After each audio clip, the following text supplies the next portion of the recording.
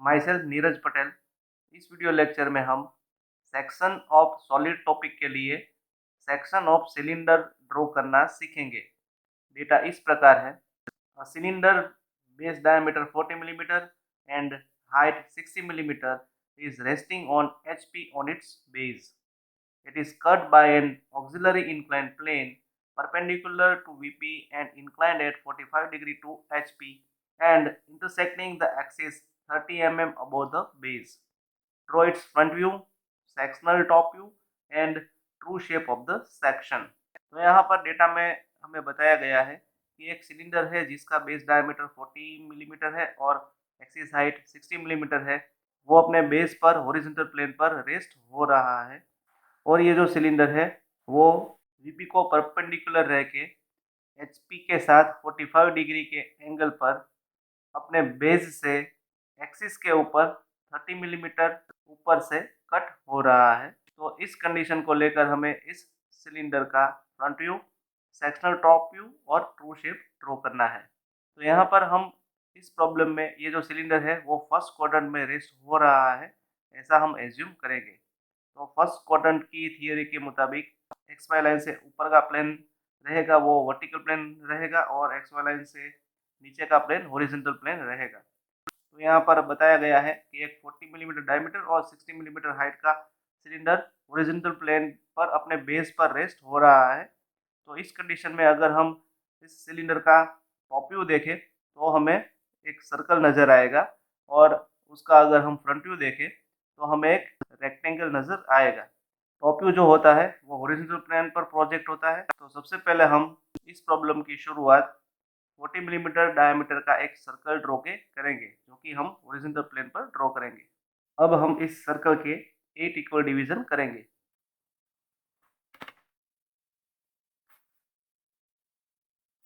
इस सर्कल का डायमीटर है 40 मिलीमीटर। अभी यहाँ पर मार्क करेंगे हम पॉइंट 1, देन 2, 3, 4, 5, 6, 7 और 8। अब हम इस सभी पॉइंट में से नीचे से ऊपर की दिशा में प्रोजेक्शन लाइन ड्रॉ करके 40 बाई 60 मिलीमीटर हाइट का एक रेक्टेंगल ड्रॉ करेंगे।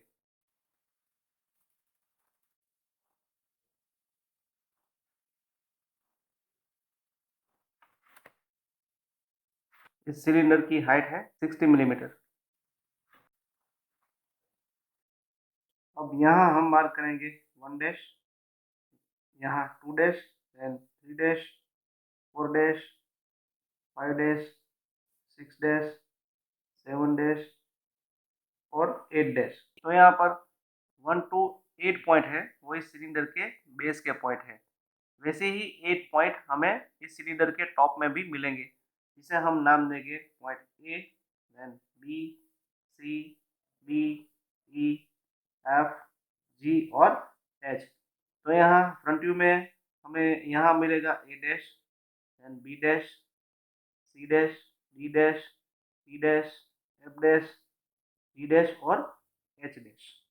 और आगे डेटा में हमें बताया गया है कि ये जो सिलेंडर है वो एक्सिस से अपने बेस से 30 मिलीमीटर ऊपर से हॉरिजॉन्टल प्लेन के साथ 45 डिग्री के एंगल पर कट हो रहा है। तो अब हम एक्सिस लाइन पर एक्स वाई लाइन से 30 मिलीमीटर ऊपर एक पॉइंट मार्क करेंगे और इस पॉइंट में से हम 45 डिग्री के एंगल पर कटिंग प्लेन लाइन ड्रॉ करेंगे।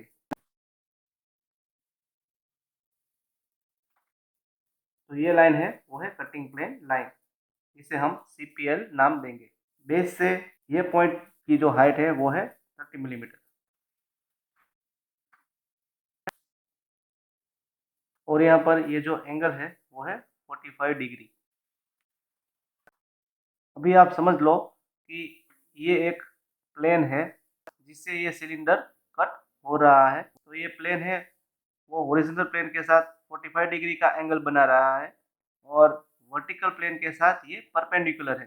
तो कुछ इस तरह से ये सिलेंडर कट हो रहा है। तो यहाँ पर आप देख सकते हैं कि ये प्लेन है वो हॉरिजॉन्टल प्लेन के साथ 45 डिग्री का एंगल बना रहा है और वर्टिकल प्लेन के साथ ये परपेंडिकुलर है। यहाँ पर ये कटिंग प्लेन से ऊपर का जो सिलेंडर है वो कट हो गया है नीचे का जो सिलेंडर है वो बाकी रहेगा। तो कटिंग प्लेन से नीचे का सिलेंडर हम डार्क लाइन से जोड़ लेंगे। तो यहाँ पर ये जो व्यू मिला है वो हो गया इस कंडीशन का फ्रंट व्यू। अब ये जो कटिंग प्लेन लाइन है वो सिलेंडर के जनरेटर पर जहाँ पर भी टच हो रही है वहाँ हम नाम देंगे। तो सबसे पहले यहाँ हम नाम देंगे P1 डैश, यहाँ मिलेगा P2 डैश, यहाँ मिलेगा P3 डैश, यहाँ मिलेगा P4 डैश और यहाँ मिलेगा P5 डैश। अब हम इस सभी पॉइंट्स को टॉप व्यू में ट्रांसफर करेंगे। तो P1 डैश पॉइंट है वो A डैश 1 डैश जनरेटर पर है। तो P1 डैश टॉप व्यू में हमें यहाँ मिलेगा, तो यहाँ हम नाम देंगे P1। Same way P2 dash है वो 2 डैश B डैश और 8 डैश H डैश के बीच में है। तो टॉप व्यू में P2 डैश है वो 2B और 8H पर हमें मिलेगा। तो यहाँ हम मार्क करेंगे पॉइंट P2 और यहाँ हम मार्क करेंगे point P2। Same way P3 dash है वो 3 डैश C डैश और 7 डैश C डैश के बीच में है। तो P3 डैश है वो टॉप व्यू में हमें 3C पर मिलेगा और G7 पर मिलेगा।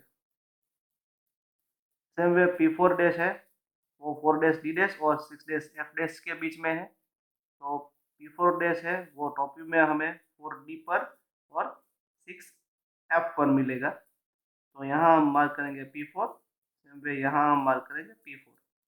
और फाइनली P5 डैश है वो 5 डैश E डैश जनरेटर पर है। तो P5 डैश है वो टॉप व्यू में हमें E5 पर मिलेगा। तो यहाँ हम मार्क करेंगे पॉइंट P5। तो यहाँ पर इसका मतलब ये हुआ कि ये जो पूरा सिलेंडर है वो कट हो रहा है। तो अब हम पूरे सर्कल में सेक्शन लाइन ड्रॉ करेंगे, क्योंकि हम 45 डिग्री के एंगल पर ड्रॉ करेंगे और दो लाइंस के बीच का जो डिस्टेंस रहेगा वो हम अप्रोक्सीमेटली 2 to 3 mm रखेंगे।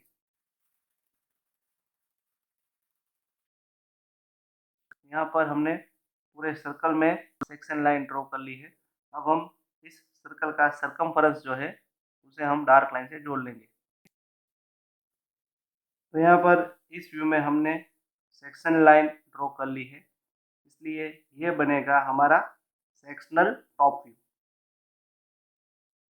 अब हम इस ऑब्जेक्ट का ट्रू शेप ड्रॉ करेंगे। तो इसके लिए हम P1, P2 dash, P3 dash, P4 dash और P5 डैश में से राइट साइड की दिशा में 45 डिग्री के एंगल पर रैंडम लेंथ की लाइन ड्रॉ करेंगे।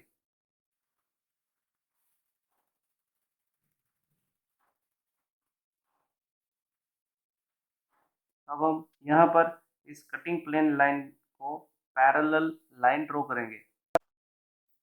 अब हम P1, P2, P3, P4 और P5 जो पॉइंट हमें टॉप व्यू में मिले हैं उस पॉइंट्स को हम यहाँ पर ट्रांसफर करेंगे। तो इसकी शुरुआत हम पॉइंट P1 से करेंगे। तो पॉइंट P1 है वो ऊपर P1 डैश से मिलता है और P1 डैश में से जो हमने 45 डिग्री के एंगल पर लाइन ड्रॉ की है तो यहाँ मिलेगा हमें point P1। Same way point P5 है वो यहाँ पर P5 डैश से मिलता है और P5 डैश में से जो हमने 45 डिग्री के एंगल पर लाइन ड्रॉ की है वो यहाँ मिलेगी। तो यहाँ मिलेगा पॉइंट P5। तो यहाँ पर टॉप व्यू में हमें जो P1 से P5 की हॉरिजॉन्टल लाइन मिल रही है, इस लाइन को हमने ट्रू शेप में P1 P5 लाइन के रूप में ट्रांसफर कर लिया है।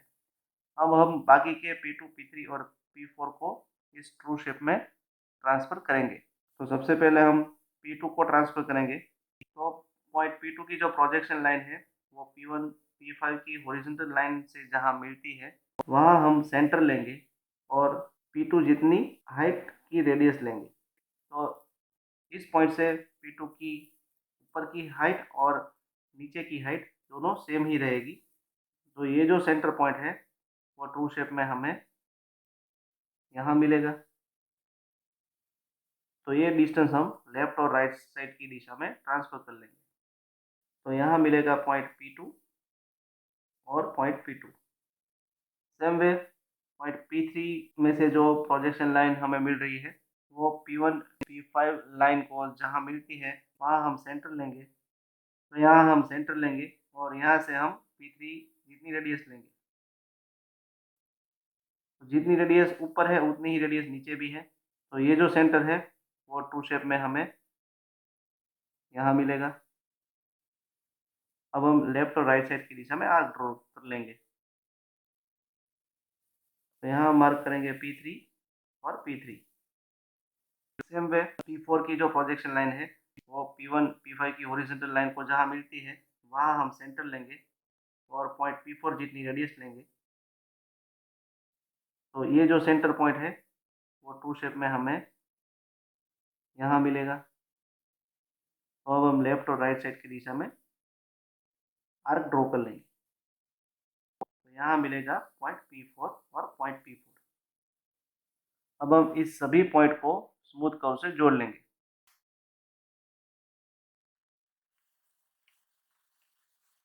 तो यहाँ जो इलिप्स मिल रहा है वो होगा इस सिलेंडर का ट्रू शेप। अब हम इस ट्रू शेप में ऐसी सेक्शन लाइन ड्रॉ कर लेंगे जो कि हम 45 डिग्री के एंगल पर ड्रॉ करेंगे और दो लाइंस के बीच का जो गैप रहेगा वो रहेगा 2 to 3 मिलीमीटर।